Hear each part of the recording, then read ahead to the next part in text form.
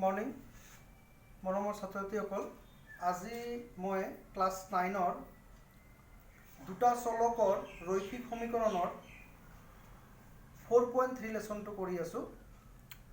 আৰু এইটো লেসনত আমি কি শিকিব লাগিব যে দুটা চলকৰ ৰৈখিক সমীকৰণৰ পৰা আমি কেনেদৰে লেখ অংকন কৰিব পাৰোঁ। তো আমাৰ এটা সমীকৰণ দিয়া থাকিব, সমীকৰণটোৰ পৰা আমাৰ চলকবিলাকৰ মান ওলাই ল'ব লাগিব। মান ওলাই আমি সমতলত কেনেকৈ লেখ অংকন কৰিব পাৰি এইটো আমি আজি শিকিম। তো তোমালোকে পেজ নাম্বাৰ 78টো ওলাবা।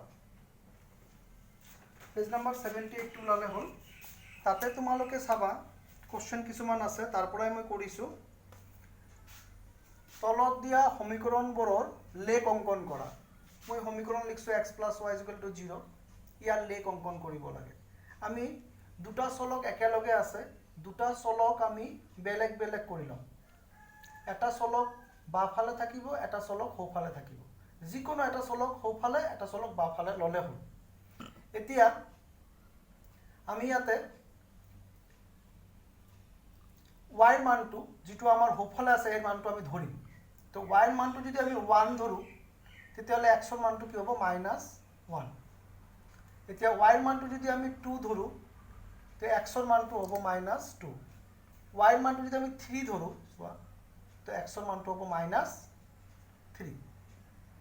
তাৰমানে এনেকৈ আৰু আমি 1 ধৰিছিলোঁ, এইটো y মানে 1 ধৰিছিলোঁ, x মানে ওলাল -1। x = -y, y মানে 2 ধৰিছিলোঁ, x মানে অট'মেটিকলি কি হ'ব -2। এনেকৈ কৰি আমি ওলাইছোঁ। এইবাৰ লেখ আঁকিবৰ কাৰণে আমি স্কেলৰ সহায় ল'ম। স্কেলৰ 1 চেণ্টিমিটাৰক 1 একক ধৰি। তোমালোকে স্কেলটো জানা, স্কেলত তোমাৰ সৰু স্কেল লোৱা বা ডাঙৰ স্কেল লোৱা, চেণ্টিমিটাৰৰ ঘৰটো চাবা। ডাঙৰ স্কেলৰ 1ৰ পৰা 30 লৈকে আছে আৰু সৰু স্কেলৰ 1ৰ পৰা 15 লৈকে আছে। তো এই চেণ্টিমিটাৰৰ ঘৰটো তোমালোকে আগতে অক্ষ দুটা আঁকি ল'বা। এইটো x অক্ষ আৰু এইটো y অক্ষ আঁকি লৈছোঁ মই। তাৰপিছত স্কেলটো বহাই 1 চেণ্টিমিটাৰকৈ দাগ দি ল'বা গোটাই ফালে। তো ইয়াতে আমি লিখিছোঁ 0, 1, 2, এইফালে লিখিছোঁ আমি 1, 2, 3 লৈকে, এইফালে -1, -2, -3 আৰু তলৰ ফালে -1, -2। এনেকুৱা কিছুমান আমি লিখি ল'ব লাগিব। বহুত বেছি লিখিব নালাগে। নাম্বাৰটো তোমালোকে গমে পোৱা কিমানখিনি আছে, ইয়াৰ ভিতৰতে তোমালোকে লিখিলে হ'ল। তো x ৰ মানটো -1, তো মাইনাছৰ ফালে আমি গণিলোঁ, আৰু y ৰ মানটো 1, আমি 1ত এটা পইণ্ট দিম। তাৰপিছতে x ৰ মানটো হ'ল -2, y ৰ মানটো হ'ল 2। তো x ৰ -2, 2ত এটা পইণ্ট দিলোঁ আমি ইয়াতে।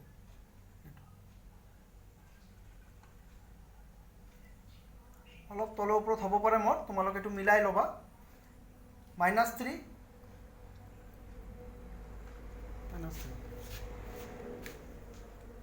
এতিয়া আমি কি কৰিব লাগে, লেখটো অংকন কৰিব লাগে। 3টা বিন্দু দিলোঁ আমি, চোৱা।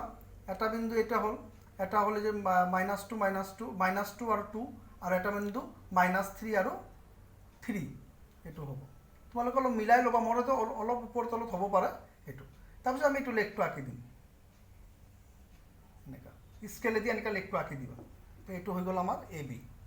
তো আমি কি পালোঁ, এইটো -1, 1, -2, 2, -3, 3 এনেকৈ লিখি দিবা। তাৰপিছত এইটো লিখি দিবা -1, 1, -2, 2, -3, 3 বিন্দুবোৰ সমতলত সংস্থাপন কৰি AB লেখ অঁকা হ'ল। এতিয়া 2 নম্বৰ কুৱেশ্যনটোত আহিলোঁ, চোৱা ইয়াতে y = 2x। এইটো চোৱা, বাওঁফালে y টো আছে, সোঁফালে x টো আছে। তো আমাৰ একো কৰিব লগা নাই, আমি সোঁফালৰ x টো আমি এইবাৰ ধৰি লওঁ। কি ধৰিম? যিকোনো সংখ্যা আমি ধৰিব পাৰোঁ। তো আমি 0, 1, 2 ধৰিছোঁ। তো y মানে 2x, চোৱা 2 × 0, 0 হ'ব, এই যে 0 লিখিছোঁ। y = 2x, এইবাৰ x মানে ধৰিছিলোঁ 1, 1 2 বহাই দিলোঁ, 2, 2 হ'ল। ঠিক এনেকৈ 2 বহাই দিবা, 2 2 বাৰ 4 হ'ব। এইবাৰ আমি বিন্দুবিলাক বহাব লাগে। তো আমি আকৌ এইটো লিখি লৈছোঁ, স্কেলৰ 1 চেণ্টিমিটাৰ 1 একক ধৰিছোঁ। প্ৰথম বিন্দুটো হ'ল 0, 0, এইটো বহালোঁ। 1, 2, 1, 2 দিলোঁ ইয়াতে। এইটো অলপ চিধা কৰি ল'বা, একদম ঠিকমতে বহাই ল'বা। 2, 4, 2, 2, 4, 2ৰ লগত 4টো মিলাই ল'লা, ষ্ট্ৰেইট লাইন এনেকৈ টানি দিবা। সিধা লাইন হ'ব, বিন্দু তিনিটাৰ মাজেদি যাব, 0 0, তাৰপিছতটো আছিল 1 2, তাৰপিছতটো হ'ল 2 4 হৈ গ'ল। তো কি এইটো লিখি দিলে হ'ল আকৌ একে লিখিব লাগিব আৰু 0 0 1 2 2 2 4 বিন্দুবোৰ সমতলত সংস্থাপন কৰি এবিলে অঁকা হ'ল। এইবাৰ 3 নম্বৰ কোৱেশ্চনটো চাবা আছে y ইকুৱেল x, একফালে y আছে একফালে x আছে ইকুৱেল আছে, x যিমান ধৰিবা y একে হ'ব। তো x মানে যদি 1 ধৰো y ও 1, x মানে 2 y মানে 2, x মানে 3 y মানে 3 লিখি ল'লোঁ। আকৌ এনেকৈ লিখি ল'ম স্কেলৰ 1 চেণ্টিমিটাৰটোক ধৰি 1 1 আছে 1 1 বহালোঁ, 2 2 বহালোঁ, এইটোৰ লগত মিলাই 3 3 স্কেলৰ লগত মিলাই ল'বা 3 বহালা, তাৰপিছত লাইনটো টানি দিবা, লাইনটো টানি দিবা ষ্ট্ৰেইট কৰি টানিবা, লাইনটো একদম চিধা হ'ব লাগে। 3টা বিন্দু হ'ল আমাৰ ষ্ট্ৰেইট লাইন হ'ব, স্কেলেদি টানিবা তোমালোকে। সেইটো 1 1, তাৰপিছত 2 2, তাৰপিছত 3 3 হৈ গ'ল, লিখি দিবা 1 1 2 2 3 3 বিন্দুবোৰ সমতলত সংস্থাপন কৰা হ'ল। এবাৰ আৰু এটা কুৱেশ্যন লৈছোঁ, কুৱেশ্যন নম্বৰ 4 বুলি, y ইকুৱেল 2x + 1। এইবাৰো চোৱা বাফালে yটো আছে সোঁফালে xটো আছে, xটো আমি নিজে ধৰি লওঁ। তো x মানে আমি 0 ধৰিলোঁ, তো y মানে কি হ'ব, মই ইয়াতে যদি কৰি দিওঁ 2x + 1, x মানে 0 ধৰিছে, 2 × 0 0 1 1 ওলাল। ঠিক এনেকা x মানে যদি তুমি 1 ধৰা তেতিয়া নেক্সটটো নিজৰ ইচ্ছামতে ধৰিব পাৰি, xটো যিটো সোঁফালে আছে সেইটো নিজৰ মতে ধৰিলে হ'ল। তো 1 ধৰিলোঁ, 2 2 আৰু 1 যোগ কৰিলে 3 3। ঠিক এনেকৈ 2 বহাবা, 2 2 বাৰ 4 4 আৰু 1 5। সৰু সৰু নাম্বাৰ ধৰিবা, তেতিয়াহ'লে আমাৰ বেছি সময় নালাগে, সৰু সৰু হ'লে সংখ্যাকেইটা আমাৰ লেখটো আঁকিব সোনকালে হৈ যাব। তো 0 1, তো 0 এইটো 1 ইয়াতে হ'ল, 1 3 1 এইটো 3 মিলাই ল'বা, ইয়াতে তোৰ লগত মিলাই ল'বা স্কেলটো, 2 5 2 ধৰা 5 হ'ল, অলপ ওপৰত হ'ব, এইটো মিলাই ল'বা তোমালোকে, তাৰপিছত লাইনটো এনেকৈ টানি দিবা। এইটো এটা লাইনে হ'ব তোমালোকক, 3টা বিন্দুৰ মাজেদিয়ে যাব ৰেখাটো, এ এইটো হ'ল তোমাৰ বি। তোমালোকে এনেকৈ হাতেদি নাকিবা, ফ্ৰী হেণ্ড কাৰ্ভ নহয় এইটো, তোমালোকে স্কেল ব্যৱহাৰ কৰিবা। 0 1 1 3 2 5 বিন্দুবোৰ সমতলত সংস্থাপন কৰি এবিলে আঁকা হ'ল। এইটো 0 1 আছিল, এইটো 0 1 হ'ল, এইটো আছিল 1 3, লিখি দিবা এইটো 2 5। এনেকৈ কৰি আমাৰ কৰিব লাগিব, নিশ্চয় বুজি পাইছা। আৰু এটা লৈছোঁ মই অনুশীলনী 4.3 1 নম্বৰ কুৱেশ্যনটো। 1 নম্বৰটো মই কৰি দি আছোঁ, ছাত্ৰ ছাত্ৰীসকল মন কৰিবা। 2 3 আৰু 4, 1 2 3 4 যিটো আছে, 1 চাবা তোমালোকে, এইটো 1টো মই কৰি দি আছোঁ, 2 3 4 এইটো তোমালোকে নিজে কৰিব লাগিব, হোমৱৰ্ক এইটো। তো আমি এতিয়া চোৱা লিখিছোঁ, এইবাৰ দুটা চলক একেলগে আছে, ৱাইটো আমি এইফালে লৈ আহিলোঁ, ৱাইও ল'ব পাৰা এক্সও ল'ব পাৰা, তোমাৰ ইচ্ছা এইটো ল'লোঁ। এইবাৰ আমি ৱাইৰ মানটো ধৰিব লাগে, যিকোনো সংখ্যা ধৰিম আমি, ধৰি এক্সটো ওলাম। তো 1 ধৰিছোঁ, চোৱা x ইকুৱেল 4 - y, y মানে 1 ধৰিছোঁ, তো x মানে কিমান ওলাব, এই 3। আকৌ x ইকুৱেল 4 - y 4 - 2 2, x মানে ওলাল তোমাৰ কিমান 2। তেতিয়াহ'লে y মানে তুমি 3 বহাই দিয়া, তো x মানে কিমান হ'ব 1। এনেকৈ কৰি 3টা বিন্দু। তো ক'ব পাৰিছা 3টা কিয়, 3টাও ল'ব পাৰা 5টাও ল'ব পাৰা, এইটো নিজৰ ইচ্ছা, 2টাও ল'ব পাৰে।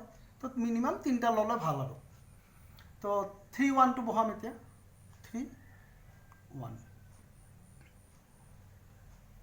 2 2 2 2 1 3 1 3, তাৰপিছত লেখটো আঁকি দিবা। এইটো অলপ ডাঙৰ হ'লে ভাল আছিল।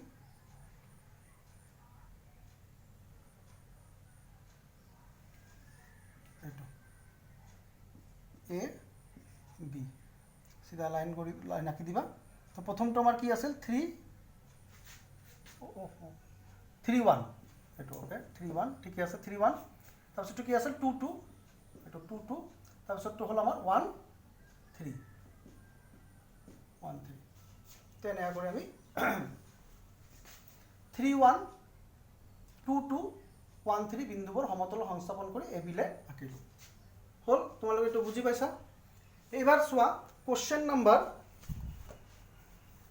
কিতাবৰ কোশ্চেন নাম্বাৰ 2 টো চাবা কোশ্চেন নাম্বাৰ 2 এই যে এইটো এতিয়া কি দিয়া আছে মই পঢ়ি আছোঁ তোমালোকে চাবা 214 বিন্দুৰে যোৱা দুডাল ৰেখাৰ সমীকৰণ লিখা আৰু এনে ধৰণৰ আৰু কিমান ৰেখা আছে আৰু কিয় দুটা বিন্দু দিছে 2,14 এই বিন্দুৰে যোৱা দুডাল ৰেখাৰ সমীকৰণ লিখিব লাগে উল্টা কৈ দিছে বিন্দু দি আছে সমীকৰণ বনাব লাগে তো দুটা বিন্দু মানে 2,14 মানে 2 হ'ব x আৰু y2 হ'ব 14 প্ৰথমটো x পিছৰটো y এতিয়া চাবা এইটো লিখছো আমি এইটো যদি আমি লিখিব লাগে আমি x এইটো y তো x + y = আমি লিখিলো 16 এতিয়া 16 ক'ৰ পৰা পালো দুইফালে সমীকৰণ মানে উভয় পক্ষ সমান হ'ব লাগিব তো x + y লিখিলে 14 তাৰ মানে চোৱা x মানে 2 আছিল y মানে 14 কিমান হ'ব 16 এইটো এবাৰ যদি আমি লিখো x - y নিজৰ ইচ্ছামতে সমীকৰণ লিখিব পাৰো তেতিয়াহ'লে এইটো লিখিম আমি -12 এতিয়া ক'ব কেনেকৈ হ'ল 2 - 14 এইটো কি হ'ব -12 তো এনেকৈ কৰি আমি সমীকৰণবিলাক বনাব পাৰোঁ মানে দুই পক্ষ সমান হ'ব লাগিব আমাৰ x আৰু y মানটো যিটো দিয়া আছে এইটো চাই আমি ইয়াতে ফিগাৰটো বহাব লাগিব যাতে এইটো যোগ কৰিলে কিমান হ'ব লাগে 16 কেনে কিয় 16 হ'ব কাৰণ x মানে 2 দিয়া আছে y মানে 14 আছে যোগ কৰিলে 16 হ'ব লাগিব এইটো 18 লিখিলে নহ'ব ভুল হ'ব তেতিয়া সমীকৰণ নহ'ব মানে উভয় পক্ষ সমান কৰি সমতুল্য কৰি সমীকৰণটো বনাব লাগিব তো এনেকৈ আমি অসংখ্য সমীকৰণ বনাব পাৰোঁ তাকে লিখি দিছোঁ মই ইয়াতে যেহেতু এটা বিন্দুৰ মাজেৰে অসীম সংখ্যক ৰেখাই অতিক্ৰম কৰিব পাৰে এটা বিন্দু এইটো হে 214 বিন্দুৰে অতিক্ৰম কৰা অসীম সংখ্যক ৰেখা প্ৰাপ্ত হ'ব মানে আমি পাম তো গতিকে এনে ধৰণৰ অসীম সংখ্যক ৰেখা আছে তো এনেকা তুমি অসংখ্য ৰেখা আৰু নিজে নিজে লিখিব পাৰিবা কিছুমান তোমালোকে নিজেও চেষ্টা কৰিবা লিখিবৰ কাৰণে খালি অকল মনত ৰাখিবা দুই পক্ষ সমান হ'ব লাগিব এইটোৱে কথা আৰু এবাৰ নেক্সট কোশ্চেনটো চোৱা কোশ্চেন নম্বৰ 3 কোশ্চেন নম্বৰ 3 টো আছে আমাৰ যদি 3,4 বিন্দুটো 3y = ax + 7 সমীকৰণটোৰ লেগডালৰ ওপৰত থাকে 3,4 বিন্দুটো যদি প্ৰদত্ত সমীকৰণটো লেগডালৰ ওপৰত থাকে তেতিয়াহ'লে এৰ মান নিৰ্ণয় কৰা অৰ্থাৎ সমীকৰণটোৰ যিটো অজ্ঞাত ৰাশি x আৰু y দিয়া আছে এই অজ্ঞাত ৰাশিটোৰ মানটো দিয়া আছে x মানে দিয়া আছে 3 y মানে হ'ল 4 এই 3,4 বিন্দুটো এই ৰেখাটোৰ ওপৰত আছে বুলি কৈছে তাৰমানে x মানে 3 হ'ব y মানে 4 হ'ব তেতিয়াহ'লে আন এটা অজ্ঞাত ৰাশি কি আছে চলক কি আছে অজ্ঞাত চলকটো আছে কি a এৰ মানটো আমি ওলাব লাগে দুটা অজ্ঞাত চলক দিয়া আছে 3 আৰু 4 x মানে 3 দিয়া আছে y মানে দিয়া আছে 4 তেতিয়াহ'লে আনটো অজ্ঞাত চলক a টো ওলাব লাগে তেতিয়াহ'লে আমি এনেকৈ লিখিম x মানে 3 y মানে 4 সমীকৰণটোত বহাম লিখিলোঁ তো y মানে কিমান আছে 4 বহাই দিলোঁ x মানে 3 বহাই দিলোঁ 12 3a 7 12 - 7 +7 টো এফালে লৈ আহিলোঁ 5 3a 3 টো পূৰণ হৈ আছে এইটো হৰণ কৰি দিয়ে এইফালে আনি এৰ মান কি ওলাল 5/3 এনেকৈ কৰি ওলাই গ'ল তাৰপিছত আৰু এটা কোশ্চেন আমি কৰোঁ লাষ্ট কোশ্চেন আজি কৰিম এইটো কোশ্চেন নম্বৰ 4 তাতে কি দিয়া আছে চাবা কোশ্চেনটো অলপ ভালকৈ চাবা তোমালোকে পঢ়িবা তাৰপিছত অংকটো কৰিব লাগিব এটা মহানগৰত টেক্সি ভাড়া এনে ধৰণৰ প্ৰথম কিলোমিটাৰৰ বাবে ভাড়া 8 টকা তাৰ পিছৰ দূৰত্বৰ ভাড়া প্ৰতি কিলোমিটাৰত 5 টকা তাৰমানে তুমি টেক্সি ভাড়া এটা নিৰ্দিষ্ট ভাড়া আছে তুমি টেক্সিটোত বহাৰ লগে লগে তোমাক 8 টকা ভাড়া দিব লাগিব তাৰপিছত তুমি যিমান কিলোমিটাৰ আগুৱাই যাবা তাৰ প্ৰতি কিলোমিটাৰৰ ভাড়া হ'ব 5 টকা এতিয়া অতিক্ৰম কৰা দূৰত্ব যদি x কিলোমিটাৰ হয় আৰু মুঠ ভাড়া যদি y টকা বুলি ধৰি এই তথ্যৰ ভিত্তিত এটা ৰৈখিক সমীকৰণ লিখা আৰু ইয়াৰ লেখ অংকন কৰা তো আহা প্ৰথমতে আমি ধৰি লওঁ অতিক্ৰম কৰা দূৰত্বটো আমাৰ দিয়াই আছে ধৰিব লগা নাই অতিক্ৰম কৰা দূৰত্ব কিমান দিয়া আছে x কিলোমিটাৰ এইটো আমি লিখছো এইটো দিয়া আছে অতিক্ৰম কৰা দূৰত্ব x কিলোমিটাৰ আৰু মুঠ ভাড়াটো কিমান y কিলোমিটাৰ প্ৰথম কিলোমিটাৰৰ ভাড়া 8 টকা তাৰ মানে ধৰা আমি এইখিনি যাম এই গোটাইখিনি দূৰত্বটো হ'ল x কিলোমিটাৰ আৰু ইয়াৰ মুঠ ভাড়া হ'ল y টকা। এতিয়া প্ৰথম কিলোমিটাৰ তুমি গলা এইটো 8 টকা লাগিব। তাৰ পিছত যিমান কিলোমিটাৰ ধৰা এইটো 1 কিলোমিটাৰ 1 কিলোমিটাৰ 1 কিলোমিটাৰ তোমাৰ xৰ পৰা যেতিয়া তুমি 1 কিলোমিটাৰ গলা এইটো 8 টকা দিলা। পিছত ইয়াৰ পৰা যেতিয়া তুমি ইয়াতে যাবা 1 কিলোমিটাৰ কমি গ'ল, xৰ পৰা 1 কিলোমিটাৰ কমি গ'ল, আৰু 1 কিলোমিটাৰ গ'লা xৰ পৰা আৰু 1 কিলোমিটাৰ কমিল, এনেকা ইয়াৰ প্ৰতিটোৰ ভাড়া কিমান হ'ব 5 টকাকৈ হ'ব। এনেকৈ কৰি কৰি তুমি তোমাৰ গন্তব্যস্থলত পালা। তাতে মুঠ ভাড়া দিব লাগিব, মুঠ ভাড়া দিব লাগে y টকা। তো অতিক্ৰম কৰা দূৰত্ব যদি x কিলোমিটাৰ হয়, মুঠ ভাড়া যদি y টকা হয়, তো আমি জানো প্ৰথম কিলোমিটাৰ ভাড়া দিব লাগে 8 টকা। পৰৱৰ্তী দূৰত্ব x - 1 তুমি 1 কিলোমিটাৰ আগুৱাই গ'লা মানে 1 কিলোমিটাৰ কমি গ'ল, সেইকাৰণে x - 1 আৰু এই প্ৰতি 1 কিলোমিটাৰ কমি যোৱাৰ ভাড়াটো হ'ব তোমাৰ 5 টকা কৰি। এইবাৰ আমি সমীকৰণটো বনাব লাগে। তেতিয়াহ'লে y ইজুকেল মুঠ ভাড়াটো আমাৰ কিমান আছিল y প্ৰথম কিলোমিটাৰৰ ভাড়া 8 টকা, পিছৰ প্ৰতি কিলোমিটাৰৰ ভাড়া 5 টকা কৰি। যদি তুমি তাৰপিছত আৰু 2 কিলোমিটাৰ গৈছা 5 2 বাৰ 10 আৰু 3 কিলোমিটাৰ গৈছা, তো প্ৰথম কিলোমিটাৰ গ'লা 8 টকা দিলা, তুমি আৰু 1 কিলোমিটাৰ গ'লা, তাৰপিছত আৰু 1 কিলোমিটাৰ গ'লা, তাৰপিছত আৰু 1 কিলোমিটাৰ গ'লা, 3 কিলোমিটাৰ গ'লা এনেকা। তো 3 বাৰ 5 টকা কিমান হ'ব 3 5 বাৰ 15 টকা। তো এনেকা আৰু 3 × 5। তো মুঠ ভাড়াটো ওলাই যাব এইটো 15 আৰু 8 যোগ কৰি দিলে এইটো ওলাব 15 আৰু 8 কিমান হ'ব 23 টকা।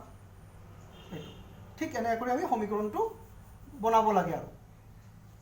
তো এইটো লিখিলোঁ। তো y ইজুকেল 8 + 5 ব্ৰেকেটত x - 1 5x - 5 8ৰ পৰা 5 বিয়োগ কৰি দিয়া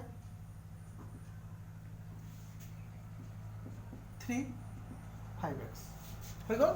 তেতিয়াহ'লে আমি সমীকৰণটো কি পালোঁ 3 + 5x। এইবাৰ আমি xৰ মানটো ধৰি y মানটো ওলাম। তো 3 + 5x xৰ মানটো আমি ধৰিছোঁ ধৰা 0। তো 3 + 5 × 0 0 3 এই যে 3 ওলাইছে। আকৌ 3 + 5x এইবাৰ তুমি xৰ মানটো 1 ধৰা 3 + 5 কিমান হ'ব এইটো 8 এই যে 8 এইটো। তাৰপিছততো আৰু কৰিব দৰকাৰ নাই তোমালোকে একচুৱেলি। চোৱা প্ৰথমটো তোমাৰ 0 বহাইছিলা 3 ওলাইছিল, পিছতটো 1 বহাইছিলা 8 ওলাইছিল। তো 3 আৰু 5ৰ মাজত কিমান পাৰ্থক্য আছে 5 ঘৰৰ পাৰ্থক্য আছে। তো 8ৰ লগত আৰু 5 যোগ কৰি দিয়া কিমান হ'ব 13। তাৰ পিছতটো লাগে তুমি ধৰা এতিয়া 3 ধৰিছা x মানে, তো 13ৰ লগত আৰু 5 যোগ কৰি দিয়া 18। তেনেকৈ কৰি ওলাব পাৰি। প্ৰথম দুটা ওলালে পিছত যিমান লাগে আমি ওলাই থাকিব পাৰোঁ তেনেকৈ কৰি। এইবাৰ আমি লেখ আঁকিব দিছে, এইটো লেখটো আঁকিম 0 3 আছে, আমি এইটো বনাইছোঁ 0 3 1 8 1 আৰু 8 ইয়াতে 2 13 2 আৰু 13। তাৰপিছত তুমি ইয়াৰ পৰা লেখটো আঁকি দিব লাগে। লাইনটো বিন্দুবিলাক দিওঁতে অলপ হ'ব পাৰে, তোমালোকে এইটো মিলাই ল'বা স্কেলেদি। এইটো A B। প্ৰথম বিন্দুটো হ'ল 0 3, তাৰপিছৰ বিন্দুটো হ'ল 1 8, তাৰপিছৰ বিন্দুটো হ'ল 2 13। এইটো স্কেলাৰ 1 cm = 1 একক ধৰিবা। তো লেখটো হৈ গ'ল। তো এইটো লিখিছোঁ 0 3 1 8 2 13 বিন্দুবোৰ সমতলত সংস্থাপন কৰি AB ৰেখা অঁকা হ'ল। এই AB ৰেখাই হ'ব y ইজুকেল 3 + 5xৰ এটা লেখ। তো এনেকৈ কৰি আমি সমীকৰণ দিয়া থাকিলে তাৰ পৰা লেখ আঁকিব পাৰোঁ, আকৌ সমীকৰণ আমি নিজে গঠন কৰিলেও লেখ আঁকিব পাৰোঁ। তো আমি এটা চলকৰ মান ধৰিম, আনটো চলকৰ মান আমি ওলাই ল'ব লাগিব। কেতিয়াবা যোগ কৰি ওলাব লাগিব, কেতিয়াবা বিয়োগ কৰি ওলাব লাগিব, কেতিয়াবা হৰণ কৰি ওলাব লাগিব। ওলাই লৈ আমি লেখটো আঁকিব লাগিব। আৰু অক্ষবিলাক আঁকোতে বিন্দুবিলাক দিওঁতে আমি স্কেলটো ব্যৱহাৰ কৰিব লাগিব। বাছ সেইখিনিয়ে। তো আশা কৰিম তোমালোকে বুজি পাইছা। আৰু তোমালোকে একৰ আকৌ কৈ আছোঁ 4.3 লেচনৰ একৰ 2 নম্বৰ 3 নম্বৰ আৰু 4 নম্বৰটো হ'ব হোমৱৰ্ক।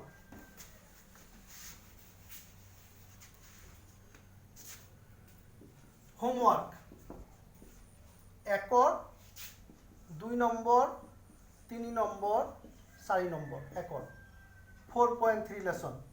পেজ নম্বৰ কিমান আছে পেজ নাম্বাৰ 79 এইটো কৰিব লাগে তোমালোকে কৰি মোক দেখালে হ'ব তো আশা কৰোঁ তোমালোকে এইটো বুজি পাইছা নেক্সট ডে আমি নেক্সট পাৰ্টটো আকৌ কৰিম তো আজি এইখিনিতে সমাপ্ত কৰিলোঁ থেংক ইউ